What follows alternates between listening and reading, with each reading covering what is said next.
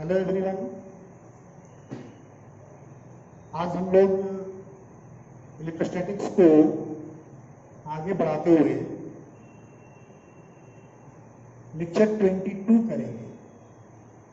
22वां class होगा आज electrostatics में। बहुत बड़ा सेक्शन है इलेक्ट्रोस्टैटिक्स। इसमें हम लोग दूसरा चैप्टर पढ़ रहे हैं और अंत की ओर जा रहे हैं। लास्ट टॉपिक पढ़ रहे हैं हम लोग, दैट इज शुरू करना है आज हम लोग को कैपेसिटर एंड कैपेसिटेंस।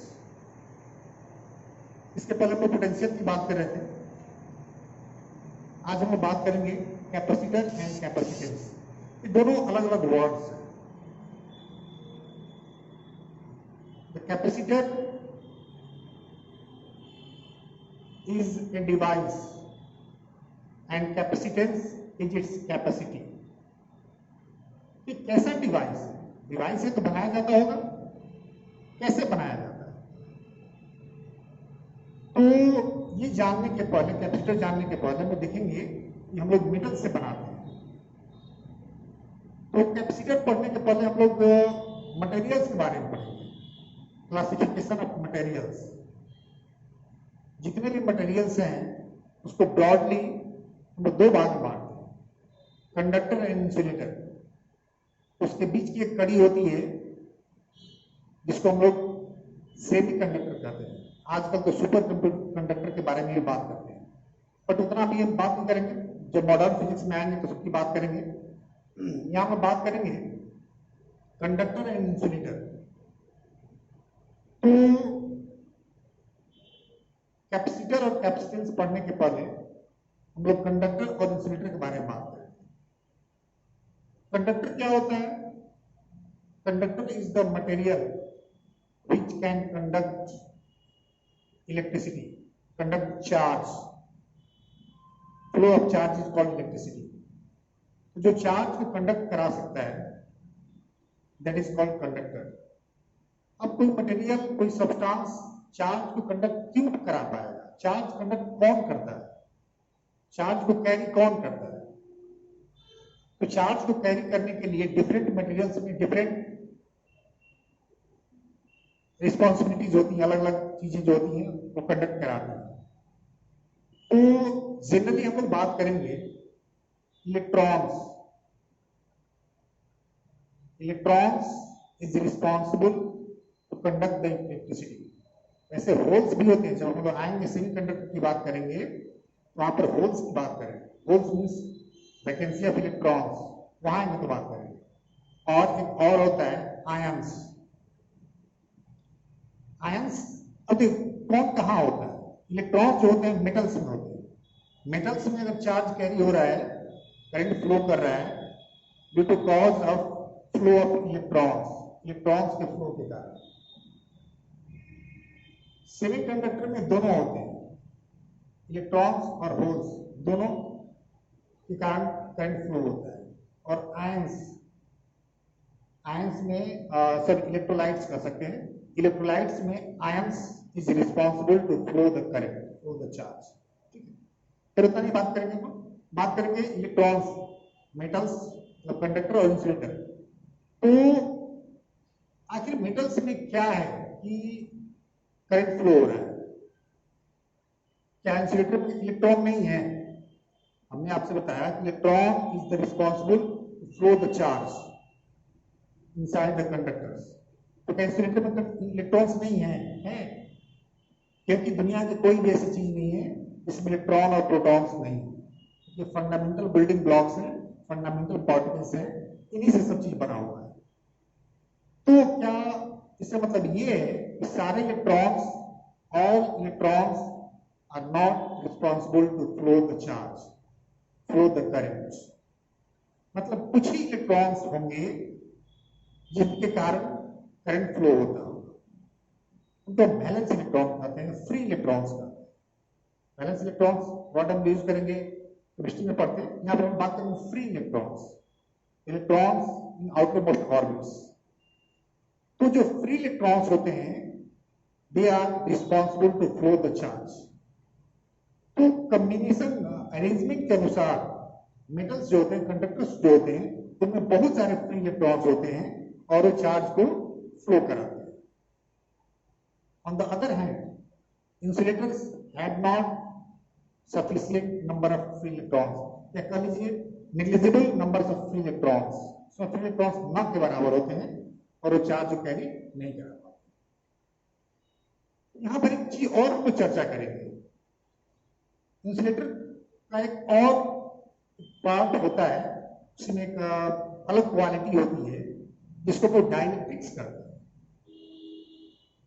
डाइलेक्ट्रिक्स भी एक तरह का इंसुलेटर ही है, बट होता क्या है, जैसे लकड़ी है और वाटर है, दोनों इंसुलेटर है, wood and water both are insulator. But लकड़ी से करंट को टच करेंगे तो आपको शॉक नहीं लगेगा, लेकिन अगर बिजली की तार पानी में गिर जाए उसको आप टच करोगे आपको शॉक लगेगा। दोनों इंसुलेटर में दोनों में अंतर है। वाटर जो है उसमें इलेक्ट्रिक फील्ड देने से चार्ज हो गया, इलेक्ट्रिक फील्ड जनरेट किया, वैसे सब्सटेंस को हम कहते हैं डाइलेक्ट्रिक। क्या कहते हैं? डाइलेक्ट्रिक। अब डाइलेक्ट्रिक भी दो तरह के होते हैं, पोलर और नॉन पोलर। थोड़ा समझ लेते हैं इस बारे में।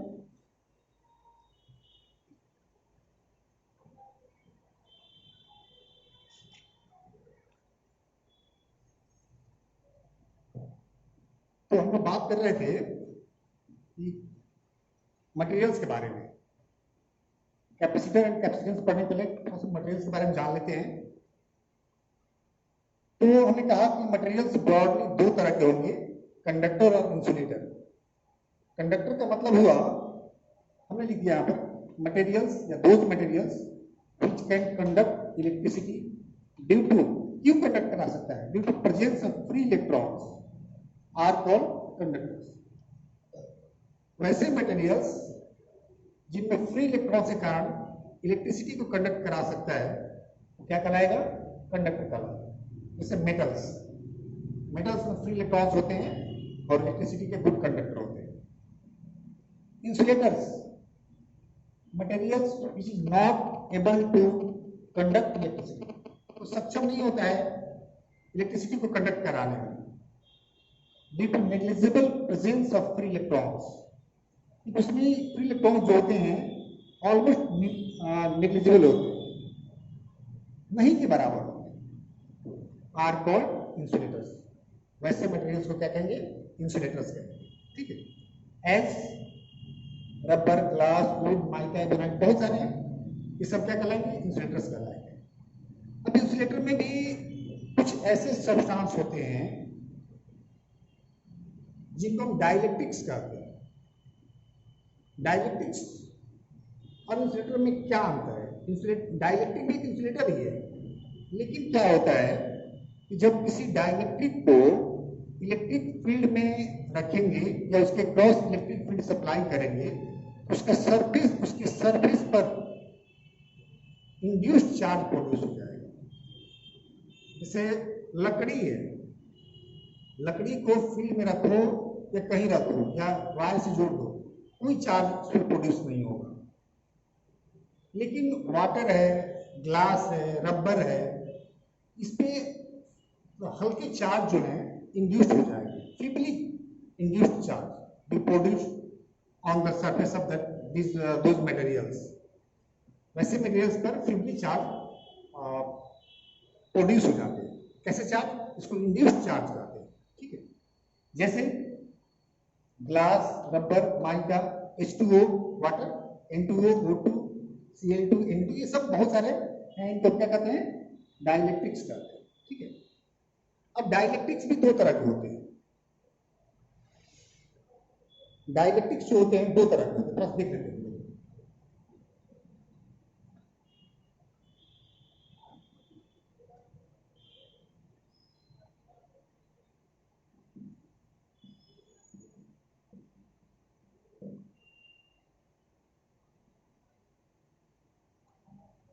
डाइलेक्ट्रिक्स दो तरह के होते हैं। आ रहा है बोर्ड पर ना? कुछ को कहते हैं पोलर डाइलेक्ट्रिक्स,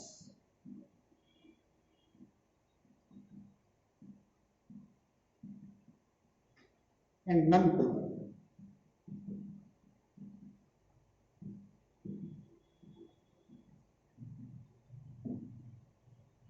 अच्छा, एक चीज और, डाइलेक्ट्रिक्स हम पढ़े क्यों रहे हैं? डाइलेक्ट्रिक्स का यूज क्या है? कंडक्टर का तो यूज है कि कैपेसिटर जो है कंडक्टर से बनाया जाएगा, और डाइलेक्ट्रिक का यहाँ पर यूज होगा कि डाइलेक्ट्रिक एक ऐसा सब्सटेंस है जिसका प्रेजेंस जो है इलेक्ट्रिक फील्ड के स्ट्रेंथ को कम कर देता है। जैसे मान लो इस रूम में 10 न्यूटन पर कूलम का इलेक्ट्रिक फील्ड है, पूरे रूम में यूनिफॉर्म इलेक्ट्रिक फील्ड है 10 न्यूटन पर कूलम। हमने क्या किया कि मान लो एक डाइलेक्ट्रिक का स्लैब डाल दिए इस एरिया में, यहाँ का जो इलेक्ट्रिक फील्ड होगा वो डिक्रीज कर जाएगा। कितना डिक्रीज करेगा? पहले इलेक्ट्रिक फील्ड अगर 10 था, 10 न्यूटन कूलम इनवर्स, और एक हमने ऐसा शब्द मान लो माइका डाल दिया, माइका का डाइलेक्ट्रिक कांस्टेंट है 6, तो 6 टाइम्स 1/6 हो जाएगा। जिस प्लेस में डाइलेक्ट्रिक आएगा उस प्लेस का इलेक्ट्रिक फील्ड डिक्रीज कर जाएगा, पोटेंशियल भी डिक्रीज कर जाएगा। मान लो पोटेंशियल 10 वोल्ट है तो 10/6 हो जाएगा। ठीक है, हम लोग बाद में देखेंगे कि डाइलेक्ट्रिक का प्रेजेंस पोटेंशियल को डिक्रीज कर रहा है, तो एक फॉर्मूला मिलता है हम लोग को कैपेसिटेंस के लिए, Q/V, C = Q/V। C को कैपेसिटेंस कहते हैं, तो क्या कहते हैं? Capacitance, charge by potential difference. तो जो पोटेंशियल डिफरेंस डिक्रीज करेगा, ये डिक्रीज करेगा, तो C क्या होगा? इंक्रीज कर जाएगा। मींस कैपेसिटर का कैपेसिटेंस जो है चेंज हो सकता है due to presence of dielectrics. तो डाइलेक्ट्रिक क्या करेगा? डाइलेक्ट्रिक के यूज से हम लोग किसी कैपेसिटर के कैपेसिटेंस को इंक्रीज करा सकते हैं, इसलिए यहाँ पर डाइलेक्ट्रिक की बात कर रहे हैं। ठीक है, तो डाइलेक्ट्रिक क्या हुआ? वैसे मटेरियल्स जिनको इलेक्ट्रिक फील्ड में रखने पर उसका सरफेस जो है इंड्यूस चार्ज हो जाता है, जब तो उसमें इंड्यूस चार्ज प्रोड्यूस हो जाते हैं उसको डाइलेक्ट्रिक कहते हैं। डाइलेक्ट्रिक दो तरह के होते हैं, पोलर एंड नॉन पोलर। अब पोलर में क्या होगा? जैसे H2O, ये ऐसे लिख सकते हैं, having permanent electric dipole moment.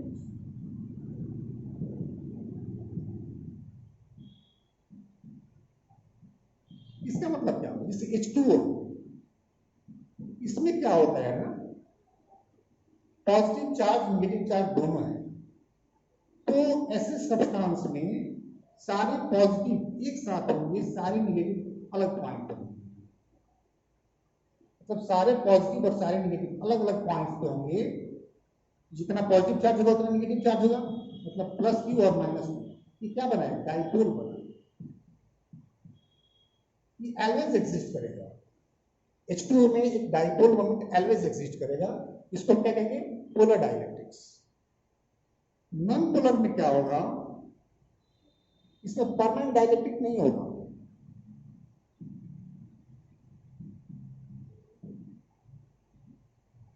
No any permanent dipole moments, but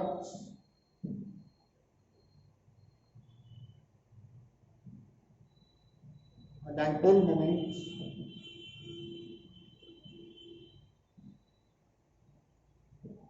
be produced when they kept in electric field। जैसे O2 है,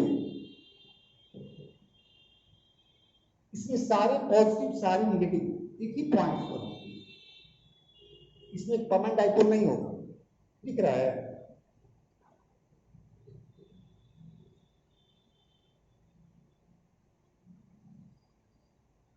हमने क्या लिखा नॉन पोलर में? Having no any permanent dipole moment, but dipole moment be produced when they keep in electric field. Electric field में रखे जाएंगे तो टेम्पोररी डाइपोल मोमेंट प्रोड्यूस होगा। जैसे O2 है, सारे पॉजिटिव और सारे नेगेटिव, कॉन्साइड होते हैं, एक ही पॉइंट पर एग्जिस्ट करते हैं। जैसे ही इसको इलेक्ट्रिक फील्ड में डालेंगे उस समय के लिए पॉजिटिव और नेगेटिव जो होंगे अलग अलग हो जाएंगे, एक टेम्पोररी डायपोल मोमेंट बन जाएगा। ठीक है, तो डायपोल मोमेंट इलेक्ट्रिक डाइलेक्ट्रिक जो होंगे दो तरह के होंगे, पोलर और नॉन पोलर। पोलर का मतलब having a permanent dipole moment, non polar का मतलब having a temporary dipole moment when they placed inside the electric field. ये तो बातें हुई डाइलेक्ट्रिक मटेरियल्स के बारे में। हमने क्या बताया? मटेरियल्स के बारे में हमने पढ़ा कि मटेरियल्स ब्रॉडली दो तरह के होंगे। सेमीकंडक्टर भी पढ़ेंगे हम लोग, सुपर कंडक्टर भी पढ़ेंगे, लेकिन बाद में जब आएंगे हम मॉडर्न फिजिक्स में वहां बात करेंगे। अभी बात करें थे क्या? कंडक्टर और इंसुलेटर। कंडक्टर का मतलब हुआ वैसे मटेरियल्स जिनमें फ्री इलेक्ट्रॉन्स होते हैं और जो इलेक्ट्रिसिटी को कंडक्ट करा सकते हैं, क्या कहलाएंगे? कंडक्टर्स, जैसे metals. Insulator negligible free electrons, उसमें फ्री इलेक्ट्रॉन्स ना के बराबर होंगे, इसलिए वो इलेक्ट्रिसिटी को कंडक्ट नहीं करा सकते, उसको हम इंसुलेटर कहेंगे। डाइलेक्ट्रिक भी इंसुलेटर ही होते हैं, डाइलेक्ट्रिक्स भी जो होते हैं वो इंसुलेटर ही होते हैं। बट क्या होता है, जब हम इलेक्ट्रिक फील्ड में रखेंगे तो उनका सरफेस जो है, उनके सरफेस पर इंड्यूस चार्ज प्रोड्यूस हो जाता है। ठीक है, डाइलेक्ट्रिक दो तरह के होंगे, पोलर और नॉन पोलर। पोलर का मतलब हुआ वैसे डाइलेक्ट्रिक्स जिसमें परमानेंट डाइपोल मोमेंट होता है, ठीक है, और नॉन पोलर जिसमें परमानेंट डाइपोल मोमेंट नहीं होता है, लेकिन जब उसको इलेक्ट्रिक फील्ड में रखते हैं एक टेम्पोररी डाइपोल मोमेंट प्रोड्यूस हो जाता है। इतना जानकारी हम लोग को इसके बारे में, मटेरियल्स के बारे में। अब हम लोग बात करेंगे कैपेसिटर के बारे में। ठीक है,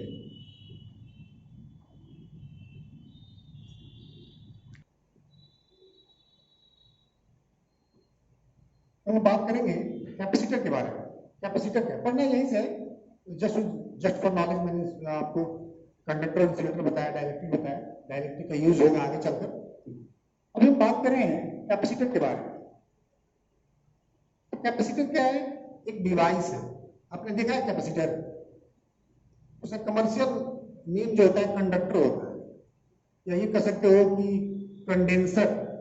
कंडक्टर मतलब कंडेंसर कहिए, आपके पंखे में लगा होता है, और कहीं देखे हो या ना देखे हो, पंखे में लगा, ऐसे ऑलमोस्ट सर्किट में लगा होता है। जो अपने घर का इन्वर्टर है उसमें भी लगा होता है, जो मोटर होता है पानी को पंप करने वाला उसमें भी लगा होता है। तो कैपेसिटर एक डिवाइस है, और जनरली आप देखे होंगे जो पंखे वाला भी कैपेसिटर होता है, जो कंडेंसर कहते हैं, तो सिलिंड्रिकल होता है। यहाँ है नहीं है, होता तो दिखाते हैं आपको, उस पर वैल्यू लिखा रहता है। पंखे वाले पर जनरली लिखा रहेगा 2.25 माइक्रोफैराड। तो किसी कैपेसिटर का कैपेसिटी जो होगी, क्षमता जो होगी, उस पर अंकित रहता है कितना है। जैसे कोई बाल्टी है, तो उसमें कोई लिक्विड कितना आटेगा, अलग अलग घट बढ़ नहीं सकता है, उसका वेट घट बढ़ सकता है, लेकिन वॉल्यूम उतना ही रहेगा। जैसे पानी रखोगे, ऑयल रखो, पानी रखो वजन ज्यादा होगा, ऑयल रखोगे तो वजन कम होगा क्योंकि डेंसिटी कम होगी, लेकिन वॉल्यूम जो होगा उस बाल्टी का चेंज नहीं होगा। तो बाल्टी जो है आपका कैपेसिटर होगा, और बाल्टी में कितना कोई लिक्विड हट रहा है, दैट इज इट्स कैपेसिटी।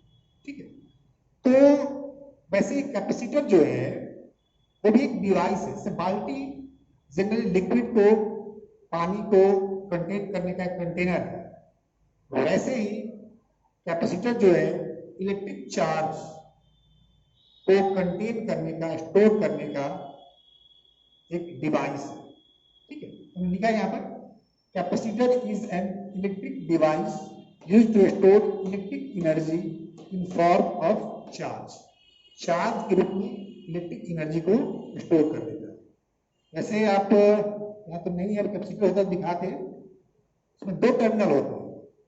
अब कैसे पता चलेगा कि उसने चार्ज स्टोर किया? तो आप क्या करो, बट मत करोगे, फिर बता देते हैं, समझ में आ जाएगा। एक कंडक्टर ये ले लीजिए, क्या कहते हैं, कंडेंसर ले लीजिए, उसमें दो तार होते हैं, दो टर्मिनल होगा, उन दोनों टर्मिनल को प्लग में लगा दीजिए। प्लग में लगाने के बाद क्या होगा, वो चार्ज को स्टोर कर लेगा, इलेक्ट्रिकल एनर्जी को स्टोर कर लेगा। सर्किट से चार्ज आया, उसमें स्टोर हो गया। अब चार्ज तो दिखता नहीं है, कहाँ कुछ समझ में आ रहा है कि उसमें स्टोर हुआ कि नहीं हुआ, कैसे पता करेंगे? तो इलेक्ट्रिसिटी एक ऐसा सेक्शन है जो सबको महसूस कराया जा सकता है, आप भी महसूस कर सकते हैं। उसको टच करके देखिए, जो आपका कंडेंसर है, कैपेसिटर है, दो टर्मिनल को आपने प्लग में लगाया, निकाल लीजिए, दोनों अलग अलग रखिए, टच नहीं करना चाहिए, दोनों अलग अलग रखा हुआ है, पड़ा हुआ है। आप किसी को टच करके देखिए, मत कीजिएगा, बहुत जबरदस्त शॉक लगेगा, तेज झटका लगेगा, करंट लगेगा। तो कैसे समझ में आया कि चार्ज है कि नहीं है? टेस्टर से टेस्ट कर सकते हैं, या दोनों टर्मिनल को टच कराइए। जैसे ही आप टच कराइएगा, डिस्चार्ज होगा और स्पार्क होगा, और फिर जो चार्ज उसमें स्टोर हुआ था वो बाहर निकल गया, डिस्चार्ज हो गया। इससे प्रूफ होता है कि उसने चार्ज को स्टोर किया। ठीक है, कैपेसिटर इलेक्ट्रिक डिवाइस है जो इलेक्ट्रिक एनर्जी के फॉर्म में चार्ज को स्टोर करता है। कैसे बनाया जाएगा? तो कंडक्टर से बने होते हैं। कैसे बना होता है? कंडक्टर का, when two conductors having same surface charge density of opposite nature kept near each other they formed a capacitor। मतलब क्या हुआ? दो कंडक्टर हो,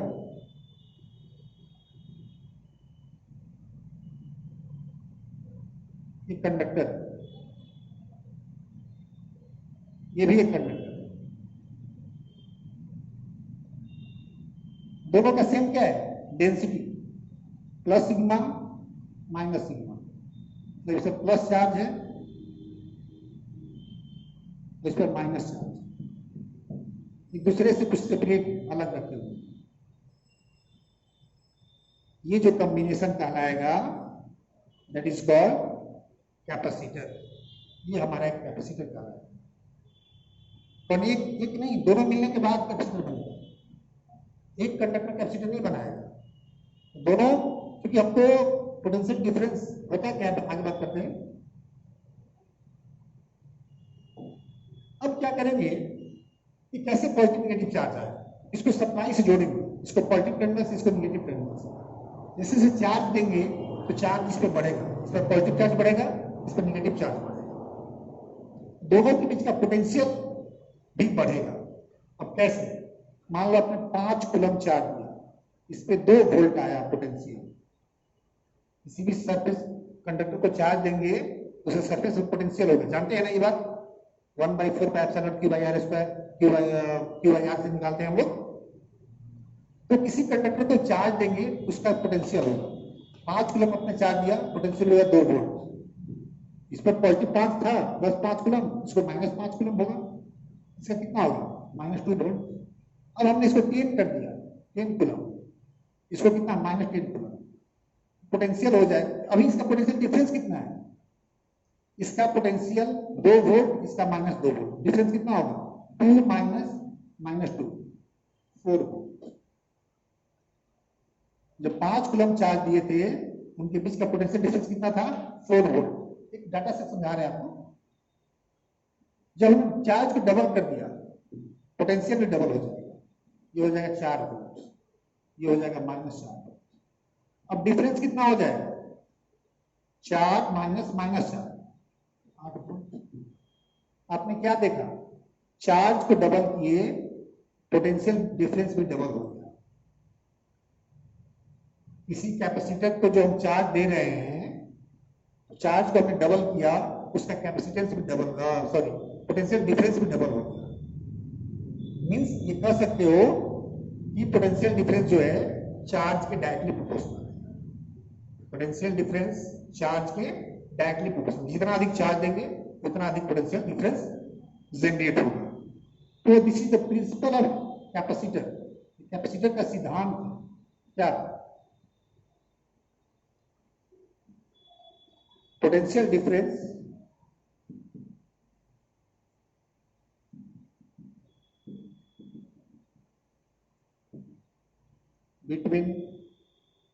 conductors be directly proportional to charge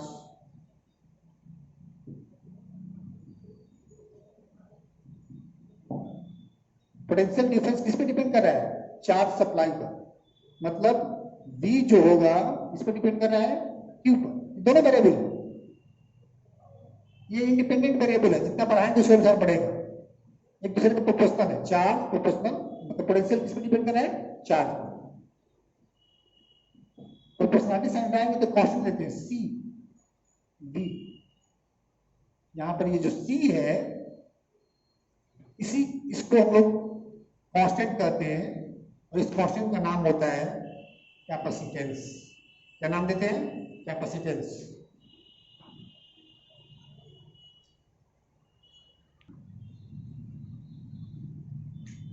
तो हमने बताया कि पोटेंशियल डिफरेंस चार्ज एक दूसरे के प्रोपोर्शनल है।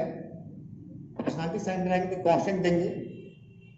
उस कांस्टेंट हमने क्या दिया है? C is a constant and is called capacitance of capacitor। तो C हो जाएगा आपको Q by V। मतलब किसी भी कैपेसिटर का कैपेसिटेंस जो होता है charge by potential difference. V क्या है यहाँ पर? पोटेंशियल। पोटेंशियल नहीं हम लिख रहे थे हम लोग, पोटेंशियल 2 था -2 था, पोटेंशियल डिफरेंस 4 था। यह V is potential difference, Q is charge supplied to the capacitor and V is produced potential difference between them। Conductor मतलब कैपेसिटर के कंडक्टर को हमने जो चार्ज दिया दैट इज Q, और उनके बीच में, दोनों कंडक्टर के बीच में जो पोटेंशियल डिफरेंस प्रोड्यूस हुआ दैट इज V। तो C हो गया Q by V, charge by potential difference. लिख भी सकते हैं charge supply by potential difference. जो हमने चार्ज दिया वो है Q और V क्या है? Potential difference. पोटेंशियल डिफरेंस पर कैपेसिटेंस डिपेंड करेगा। वैसे एक बात बता दें, ये कांस्टेंट रहेगा। पोटेंशियल डिफरेंस कब बढ़ेगा? जब चार्ज बढ़ेगा। तो जिस रेशियो में चार्ज बढ़ेगा उस रेशियो में पोटेंशियल डिफरेंस बढ़ेगा। जैसे मान लो चार्ज है 10, पोटेंशियल डिफरेंस है 5, कितना हुआ? 2। अब देखिए क्या हुआ, चार्ज हो गया 20, डबल कर दिया। आप देख रहे थे कि चार्ज को डबल कर रहे थे, पोटेंशियल डिफरेंस में डबल हो जाएगा। कितना होगा? चार्ज को मैं ट्रिपल कर दिया, इसका डबल कर दिया, 40 कर दिया, इसको कितना 20 कर दिया, कितना होगा? तो C जो है हमेशा कांस्टेंट रहेगा। किसी एक कैपेसिटर के लिए कैपेसिटेंस जो होगा कांस्टेंट रहेगा। इस चीज को आप भी समझ सकते हो। एक बाल्टी है, उस बाल्टी में पानी भरना है, आप चापाकल से भरिए या ट्यूबवेल से भरिए या तालाब से लाइए या कुएं से लाइए, अगर उसकी कैपेसिटी 10 लीटर लिखी हुई है तो 10 लीटर ही अटेगा, उसको हम चेंज नहीं कर सकते। ठीक है, तो किसी कैपेसिटर का, किसी दिए गए कैपेसिटर का कैपेसिटेंस जो है वो कांस्टेंट होता है। अब वो किन किन बातों पर डिपेंड करेगा? तो 2-3 बातों पर डिपेंड करेगा। आप थोड़ा सा समझिए, फिजिकली समझिए इसको, स्ट्रक्चर से। हमने कहा कि 2 कंडक्टर है, उनके बीच का डिफरेंस है। हम क्या बदल सकते हैं? इसका साइज बदल सकते हैं, मतलब प्लेट का एरिया बदल सकते हैं, उसके बीच का गैप बदल सकते हैं। जैसे आपका इन्वर्टर है, उसमें 1 माइक्रोफैराड का कैपेसिटर लगा है, छोटा होता है। पंखे में 3 माइक्रोफैराड का कैपेसिटर लगा हुआ है, थोड़ा बड़ा होता है। मोटर में 10 माइक्रोफैराड का लगा होता है, और बड़ा होगा। मीन्स किसी कैपेसिटर का कैपेसिटेंस जो है उसके एरिया पर डिपेंड करेगा। किसके एरिया पर? कंडक्टर के एरिया पर, प्लेट के एरिया पर, और प्लेटों के बीच के डिस्टेंस पर। और एक और बात पर डिपेंड करेगा, that is material between them. इन दोनों कंडक्टर के बीच का मटेरियल पर क्या होगा? तो एयर भी हो सकता है और डाइलेक्ट्रिक भी हो सकता है। तो अभी हमने आपको बताया अगर हम डाइलेक्ट्रिक डालेंगे तो V क्या होगा, घटेगा, डिक्रीज करेगा। V क्या होगा, डिक्रीज करेगा। और जब V डिक्रीज करेगा, यहां देख रहे होंगे आप, जब V डिक्रीज करेगा तो C क्या होगा, इंक्रीज कर जाएगा। उसी चार्ज के लिए, चार्ज नहीं बढ़ाना, यहाँ पर डाइलेक्ट्रिक डाल देंगे तो पोटेंशियल डिफरेंस कम हो जाएगा, पोटेंशियल डिफरेंस कम होगा तो कैपेसिटेंस बढ़ जाएगा। मतलब ये हुआ कि अगर किसी कैपेसिटर के प्लेटों के बीच में हम कोई डाइलेक्ट्रिक डाल दें तो उसके कैपेसिटेंस को बढ़ाया जा सकता है। ठीक है, आगे हम लोग क्या बात करेंगे, टाइप्स ऑफ कैपेसिटर की बात करेंगे। कैपेसिटर कितने तरह के हो सकते हैं, तो कैपेसिटर का टाइप्स किन बातों पर डिपेंड करेगा, उनके शेप पर। कंडक्टर का जो शेप है उसके अनुसार वो टाइप्स होंगे। अगर ये कंडक्टर प्लेट के रूप में, दोनों कंडक्टर प्लेट के रूप में, तो जो कैपेसिटर बनेगा वो कहलाएगा पैरेलल प्लेट कैपेसिटर। अगर कंडक्टर स्फीयर के रूप में, एक स्फीयर दूसरा स्फीयर, तो कहलाएगा स्फेरिकल कैपेसिटर। क्या कहलाएगा, स्फेरिकल कैपेसिटर। और अगर सिलेंडर के रूप में हो, एक सिलेंडर उसके बाहर से दूसरा सिलेंडर, ये कहलाएगा सिलिंड्रिकल कैपेसिटर। मेनली आपको पैरेलल प्लेट कैपेसिटर पढ़ना है, बाकी दोनों भी देख लेंगे, स्फेरिकल और सिलिंड्रिकल। तो अगले क्लास में, अगले वीडियो में हम लोग बात करेंगे टाइप्स ऑफ कैपेसिटर। मेनली आपको पढ़ना है पैरेलल प्लेट कैपेसिटर। और पैरेलल प्लेट कैपेसिटर में दो तरह से पढ़ना है कि प्लेटों के बीच में एयर हो या डाइलेक्ट्रिक हो। अब डाइलेक्ट्रिक में भी डिफरेंट केसेज हो सकते हैं, पार्शियली भरा हुआ हो, कंप्लीटली भरा हुआ हो। अगर कंप्लीटली भरा हुआ है तो उसमें भी डिफरेंट केस हो सकते हैं, एक ही डाइलेक्ट्रिक है कि अलग अलग। इन सारे समस्याओं पर चर्चा करेंगे अगली क्लास में। आज इतना रहने देते हैं। Thank you.